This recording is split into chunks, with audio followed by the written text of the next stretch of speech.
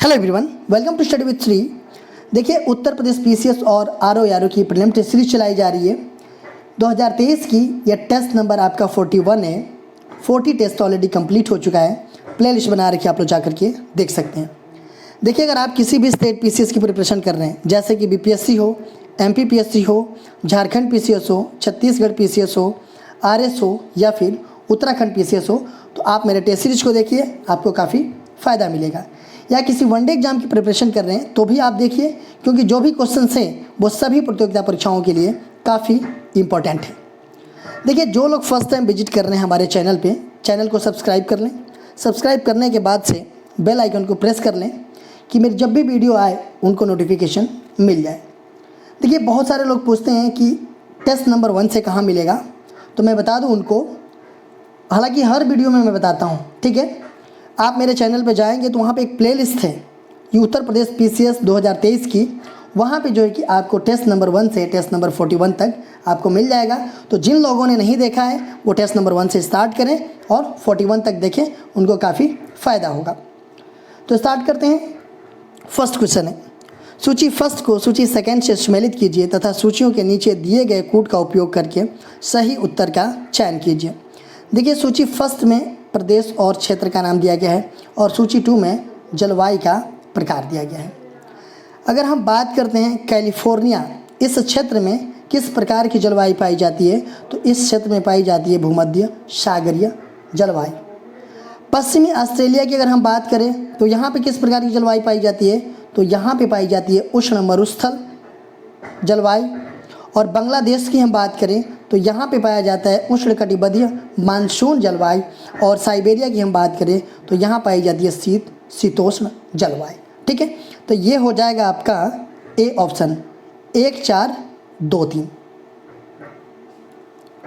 सूची फर्स्ट को सूची सेकेंड से सम्मिलित कीजिए तथा सूचियों के नीचे दिए गए कूट का उपयोग करके सही उत्तर का चयन कीजिए। देखिए, सूची फर्स्ट में कुछ हवाओं का नाम दिया गया है और सूची सेकेंड में देश का नाम दिया गया है।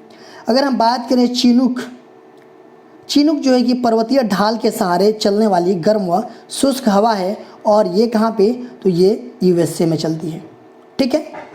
देखिए, अगर हम बात करें सिरोक्को की, तो ये जो है कि सहारा मरुस्थल में भूमध्य सागर की ओर चलने वाली गर्म हवा है। तो सहारा मरुस्थल कहाँ पे है, तो ये है आपका कहाँ पे, ये अफ्रीका में। तो ये हो जाएगा आपका 4। ब्रिक फील्डर, ये जो है कि ऑस्ट्रेलिया के विक्टोरिया राज्य में चलने वाली गर्म एवं शुष्क हवा है। तो ये हो जाएगा आपका 2। और मिस्ट्राल की बात करें हम, तो यह जो है कि रोन घाटी मतलब कि फ्रांस में जाड़े में चलने वाली ये ठंडी हवा है। तो फ्रांस कहाँ पे पड़ता है, तो ये पड़ता है आपका यूरोप में। ठीक है, तो ये हो जाएगा 1, 4, 2, 3। तो ये होगा आपका ए ऑप्शन। सूची फर्स्ट को सूची सेकेंड से सम्मिलित कीजिए तथा सूचियों के नीचे दिए गए कूट का उपयोग करके सही उत्तर का चयन कीजिए। सूची फर्स्ट में ज्वालामुखी पर्वत का नाम दिया गया है और सूची सेकेंड में देश का नाम दिया गया है। देखिए, माउंट रेनियर, ये जो है कि ज्वालामुखी पर्वत है, ये कहाँ पे है, तो ये है आपका यूएसए में। एटना जो है कि माउंट एटना, ये यूरोप महाद्वीप में है, इटली में। ये हो जाएगा आपका ये। और पेरिकुटीन की हम बात करें तो ये कहाँ पे, ये है आपका मैक्सिको में। और टाल की हम बात करें तो ये दक्षिण पूर्व एशिया में है, मतलब कि फिलीपींस में है। तो ये हो जाएगा आपका 4, 1, 2, 3। ये हो जाएगा आपका 4, 1, 2, 3। कौन सा ये, बी ऑप्शन। सूची फर्स्ट को सूची सेकेंड से सम्मिलित कीजिए तथा सूचियों के नीचे दिए गए कूट का उपयोग करके सही उत्तर का चयन कीजिए। देखिए, सूची फर्स्ट में कुछ प्राकृतिक रूप से घटित होने वाले पदार्थ हैं और सूची 2 में तत्व का नाम दिया गया है। अगर हम बात करें हीरा की, तो हीरा जो प्राकृतिक रूप से घटित होने वाला जो पदार्थ है, इसका तत्व क्या है, तो इसका तत्व है आपका कौन सा, ये कार्बन। संगमरमर, इस प्राकृतिक रूप से घटित होने वाला पदार्थ का तत्व क्या है, तो इसका है कैल्शियम। और बालू, ये जो है कि प्राकृतिक रूप से घटित होने वाले पदार्थ का इसका तत्व क्या है, तो इसका है आपका सिलिकॉन। और मणिक्य की अगर हम बात करें, इस मतलब प्राकृतिक रूप से घटित होने वाला पदार्थ की, तो इसका तत्व है आपका कौन सा, एल्यूमिनियम। तो ये हो जाएगा आपका 4, 1, 2, 3। 4, 1, 2, 3। ए ऑप्शन आपका सही हो जाएगा। हिमालय का विस्तार अराकाना योमा कहाँ स्थित है? बलूचिस्तान, म्यांमार, नेपाल, भारत। देखिए जो अराकान योमा पर्वत है ये जो है कि हिमालय का ही एक विस्तार है और ये कहाँ पे सिचुएटेड है? तो ये सिचुएटेड आपका म्यांमार में। बी ऑप्शन आपका सही हो जाएगा। एंडीज पर्वतमाला की सर्वोच्च चोटी निम्नलिखित में से कौन सी है? Aconcagua, Ojos, del Salado, Chimborazo, हुएल। एंडीज पर्वतमाला की सर्वोच्च चोटी के बारे में बात की जा रही है। देखिए एंडीज पर्वतमाला ये जो है कि विश्व की सबसे लंबी पर्वत श्रृंखला है जो कि दक्षिणी अमेरिका के पश्चिमी तट पर स्थित है। देखिए एंडीज पर्वत का विस्तार जो है ना दक्षिण अमेरिका में जो है कि 7 देशों से है। दक्षिण अमेरिका में जो 7 देश हैं उसमें कौन कौन है? कोलंबिया है, अर्जेंटीना है, चिली है, बोलीविया है, पेरू है, इक्वाडोर और वेनेजुएला है। इन देशों में जो है कि एंडीज पर्वत का विस्तार है। और जो एंडीज पर्वतमाला की जो सर्वोच्च चोटी है वो कौन है? तो वो है माउंट कौन सा? एकांकागुआ। ए ऑप्शन आपका सही है। इसकी हाइट कितनी है? तो इसकी हाइट है 6961 मीटर। ठीक है।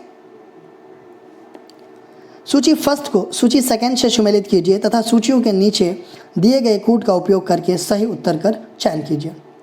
देखिए सूची फर्स्ट और सूची सेकंड में दिया गया है नियाग्रा प्रपात। नियाग्रा प्रपात कहाँ पे है? तो नियाग्रा प्रपात की अगर हम बात करें तो ये है आपका कहाँ पे? तो न्यूयॉर्क में। न्यूयॉर्क में है सेंट लॉरेंस नदी पे। ठीक है। हजारों झीलों का भूम किसे कहते हैं? तो हजारों झीलों का भूम जो है कि हम फिनलैंड को कहते हैं। और एफिल टावर कहाँ पे है? तो एफिल टावर जो है कि फ्रांस की राजधानी पेरिस में है। और विश्व की छत किसको कहते हैं? तो ये पामीर की पठार को कहते हैं। तो ये हो जाएगा 4321। 4321 ये हो जाएगा आपका डी ऑप्शन। सूची फर्स्ट को सूची सेकंड से सम्मिलित कीजिए तथा सूचियों के नीचे दिए गए कूट का उपयोग करके सही उत्तर कर चयन कीजिए। सूची फर्स्ट में कुछ नदियों का नाम दिया गया है और सूची सेकंड में देश दिया गया है। देखिए अगर हम बात करें पोटोमेक नदी की, ठीक है, अगर हम बात करें पोटोमेक नदी की तो ये नदी जो है कि मध्य अटलांटिक मतलब कि संयुक्त राज्य अमेरिका में बहती हुई ये पोटोमेक हाईलैंडर्स से चेसापिक खाड़ी में जाकर के ये गिरती है। तो ये कहाँ पे है? तो ये संयुक्त राज्य अमेरिका में है। नील नदी की हम बात करें तो ये संसार की सबसे लंबी नदी है और ये अफ्रीका की सबसे बड़ी झील विक्टोरिया से निकलती है। और विक्टोरिया से निकल करके युगांडा, इथोपिया, सूडान, मिस्र से ये होकर के बहती है। तो ये हो जाएगा कौन सा? सूडान से होकर के बहती है। ठीक है। टिग्रिस की हम बात करें तो ये तुर्की और ईरान में बहती है। तो ये हो जाएगा आपका ये। और टेम्स नदी की हम बात करें तो ये इंग्लैंड में बहती है। और जो लंदन है इसी नदी पर टेम्स नदी के किनारे ही ये बसा हुआ है। तो ये हो जाएगा आपका ए। तो ये हो जाएगा आपका 2431। 2431 कौन सा है? तो ये हो जाएगा आपका ए वाला ऑप्शन। सूची फर्स्ट को सूची सेकंड से सम्मिलित कीजिए तथा सूचियों के नीचे दिए गए कूट का उपयोग करके सही उत्तर कर चयन कीजिए। सूची फर्स्ट में कुछ नदी का नाम दिया गया है और सूची सेकंड में बांध का नाम दिया गया है। ठीक है। अगर हम बात करें कोलोरेडो नदी की, ठीक है, तो कोलोरेडो नदी पे कौन सी बांध बनाई गई है? तो इस पे बनाया गया है हुवर बांध। ठीक है। दामोदर नदी की हम बात करें, ये दामोदर नदी तो ये जो है कि इस पे बनाया गया है कौन सा? तो ये पंचेत हिल। ठीक है। ये यहाँ पे है। देखिए ये दामोदर नदी जो है ना ये झारखंड में धनबाद जिले के पंचेत क्षेत्र में है और यहाँ पे ये पंचेत बांध बनाया गया है। ठीक है। अगर हम बात करें नील नदी की तो नील नदी पर जो है कि ये कहाँ पे है? तो ये नील नदी मिस्र में है और यहाँ पे बनाया गया है अस्वान बांध। ठीक है। जेम्बाजी की बात करें, जेम्बेजी की हम बात करें तो जेम्बेजी नदी जो है पर कि जाम्बिया और जिम्बाब्वे के सीमा पर करीबा बांध बनाया गया है। तो ये हो जाएगा आपका, तो ये होगा आपका 4312। ये 4312 कौन सा है? ये सी ऑप्शन हो जाएगा। नामदफा टाइगर रिजर्व किस राज्य में अवस्थित है? अरुणाचल प्रदेश में, असम में, कर्नाटक में, सिक्किम में। देखिए नामदफा टाइगर रिजर्व ये किस राज्य में सिचुएटेड है? तो ये सिचुएटेड है आपका अरुणाचल प्रदेश में। देखिए जो नामदफा टाइगर रिजर्व है ये क्षेत्रफल की दृष्टि से भारत का कौन सा? ये चौथा सबसे बड़ा राष्ट्रीय उद्यान है। केवलादेव राष्ट्रीय उद्यान किस राज्य में अवस्थित है? राजस्थान, गुजरात, आंध्र प्रदेश, असम। देखिए केवलादेव राष्ट्रीय उद्यान ये किस राज्य में अवस्थित है? तो ये जो है कि अवस्थित है आपका राजस्थान में। देखिए इससे जो केवलादेव राष्ट्रीय उद्यान है ना, इससे पहले इसका नाम था भरतपुर पक्षी विहार के नाम से जाना जाता था, ठीक है। और इसमें जो है कि हज़ारों की संख्या में दुर्लभ और विलुप्त जाति के पक्षी पाए जाते हैं, जैसे कि साइबेरिया से आए हुए सारस। ये जो है कि जो साइबेरिया से आए हुए जो सारस हैं, ये मैक्सिमम सर्दियों के, मतलब अभी जो है ना थोड़े दिन बाद जो है कि ये दिखाई देंगे यहाँ पे, तो ये सर्दियों के मौसम में ये आते हैं, साइबेरिया से सारस वगैरह। तो ये हो जाएगा आपका ए ऑप्शन। ओजोन बायोस्फीयर हमें निम्नलिखित में से किससे बचाती है? गामा किरणें से, अल्ट्रावायलेट किरणें से, एक्स किरणें से, इंफ्रारेड किरणें से। ओजोन बायोस्फीयर ये हमें किससे बचाती है? तो ये बचाती है अल्ट्रावायलेट किरणों से। देखिए अगर ओजोन नहीं रहेगा तो अल्ट्रावायलेट किरणें जो है कि डायरेक्टली पड़ेगी, और डायरेक्टली पड़ेगी तो क्या होगा? त्वचा कैंसर हो सकता है, इससे अंधापन हो सकता है, बॉडी के प्रतिरोधक क्षमता कम हो सकती है, समय से पहले त्वचा जो है कि बुढ़ापे पर मतलब बूढ़े टाइप दिखने लगेगा, और ये जो है कि सनबर्न भी बहुत ज़्यादा हो जाएगा इससे, ठीक है। भारत में निम्नलिखित में से टाइगर रिजर्व में कौन सा मिजोरम में अवस्थित है? Meghalaya tiger reserve, Buxa tiger reserve, Dampa tiger reserve, Bhadra tiger reserve. पूछा जा रहा है कि इसमें से कौन सा टाइगर रिजर्व जो है कि मिजोरम में सिचुएटेड है। तो कौन सा टाइगर रिजर्व जो है कि मिजोरम में सिचुएटेड है? तो ये है आपका दंपा टाइगर रिजर्व। देखिए मेलघाट टाइगर रिजर्व ये कहाँ पड़ता है? तो महाराष्ट्र अमरावती में। बुक्सा टाइगर रिजर्व ये कहाँ है? तो पश्चिम बंगाल के जलपाईगुड़ी जिला में है। और भद्रा टाइगर रिजर्व है आपका कर्नाटक के चिकमगलूर जिला में।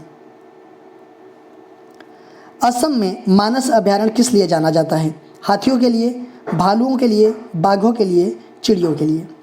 देखिए असम में मानस अभयारण्य ये जो है कि किस लिए जाना जाता है? तो ये जाना जाता है बाघों के लिए। बाघों के लिए भी जाना जाता है और भारतीय गैंडा के लिए भी है प्रसिद्ध है, ठीक है। देखिए मानस अभयारण्य ये जो है कि यूनेस्को की प्राकृतिक विश्व विरासत सूची में शामिल है। और इसको कब शामिल किया गया था? तो 1985 में जो है कि इसको शामिल किया गया था। कौन सा युग्म सही सुमेलित नहीं है? कान्हा राष्ट्रीय उद्यान, मंडला मध्य प्रदेश, बांधवगढ़ राष्ट्रीय उद्यान, शिवपुरी मध्य प्रदेश, माधव राष्ट्रीय उद्यान शिवपुरी मध्य प्रदेश, इंद्रावती राष्ट्रीय उद्यान बस्तर छत्तीसगढ़। इसमें पूछा जा रहा है कि कौन सा सुमेलित नहीं है। देखिए कान्हा राष्ट्रीय उद्यान ये कहाँ पड़ता है? तो ये है आपका मंडला मध्य प्रदेश में। बांधवगढ़ राष्ट्रीय उद्यान ये कहाँ है? तो देखिए ये मध्य प्रदेश में है बट शिवपुरी में नहीं है, ये जो है कि उमरिया जिला में है मध्य प्रदेश में, ठीक है। तो ये गलत है। माधव राष्ट्रीय उद्यान ये कहाँ पे है? तो ये शिवपुरी मध्य प्रदेश में है। और इंद्रावती राष्ट्रीय उद्यान कहाँ पे है? तो ये बस्तर छत्तीसगढ़ में है। तो ये हो जाएगा आपका बी ऑप्शन। निम्नलिखित में से कौन सा जीव चावल की फसल के लिए जैव उर्वरक का कार्य करता है?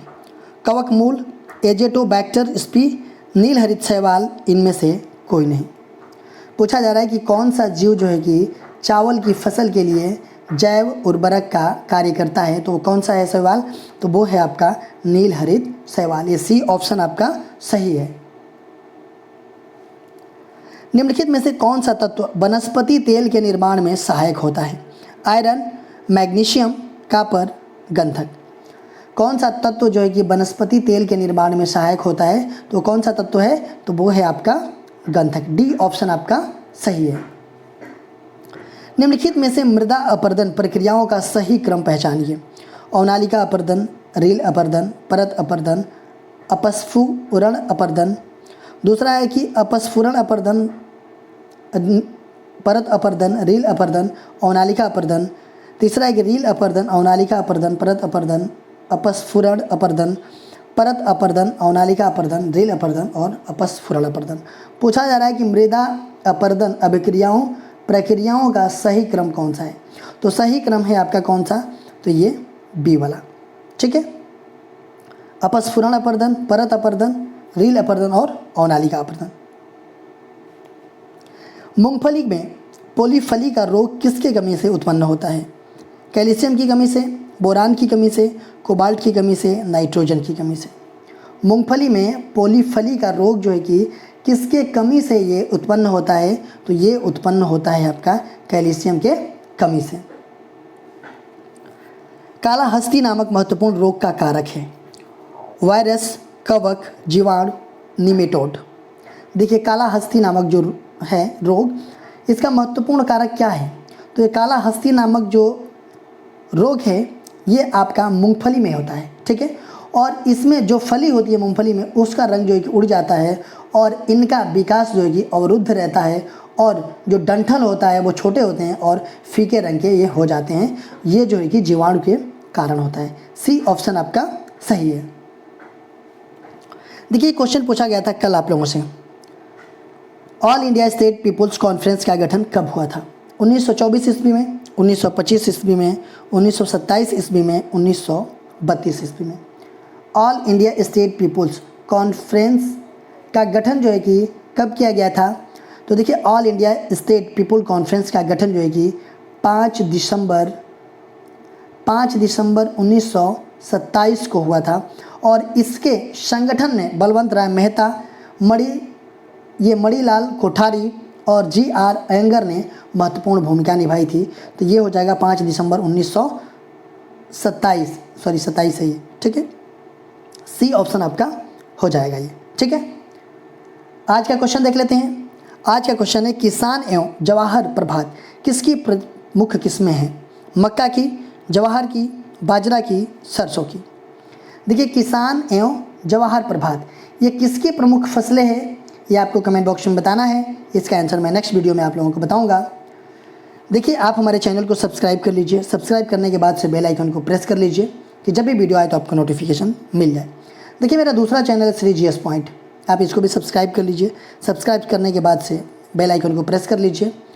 स्टडी विद श्री मेरा एक पेज है फेसबुक पे, और इंस्टाग्राम पे हमारी आईडी है स्टडी विद श्री 25 और श्री GS पॉइंट, और ये टेलीग्राम का चैनल है स्टडी विद श्री। इन सब सारे का लिंक आपको डिस्क्रिप्शन में मिल जाएगा, वहाँ पे क्लिक करते आप यहाँ पे पहुँच जाएंगे। तो आप लोग यहाँ पे कनेक्ट हो जाइए, क्योंकि इन सब सारे जगहों पे स्टडी से रिलेटेड चीज़ें पोस्ट की जाती है, जिससे आप लोगों का फ़ायदा पहुँच सकता है। दोस्तों वीडियो अच्छी लगती है तो आप लोग लाइक किया कीजिए, एक अच्छा सा कमेंट्स कर दिया कीजिए, अपने दोस्तों में शेयर जरूर किया कीजिए। अगर वीडियो अच्छी नहीं लगती है तो आप लोग डिसलाइक कर दिया कीजिए, और कमेंट बॉक्स में बताइए कि डिसलाइक क्यों किया। वीडियो देखने के लिए धन्यवाद।